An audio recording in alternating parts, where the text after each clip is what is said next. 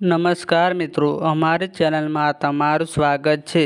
તો મિત્રો, માયરા સોયા એટલે કે બબુડીનું અવસાન થઈ ગયું છે અને જયેશભાઈ સોઢા પર પોલીસ કેસ કરવામાં આવ્યો છે અને જયેશભાઈ સોઢાનો હાલમાં કોલ રેકોર્ડિંગ ખૂબ જ વાયરલ થઈ રહ્યું છે મિત્રો। અને તેમાં જયેશભાઈ સોઢાને બહુ જ ધમકી આપવામાં આવી છે અને જયેશ સોઢાને એક વ્યક્તિએ કોલ કર્યો હતો અને તે વ્યક્તિએ જયેશભાઈ સોઢાને કીધું હતું કે તારે આવું રાખવાની શું જરૂર હતી અને મિત્રો ખરેખર જયેશભાઈ સોઢાને આવું ના કરવું જોઈએ।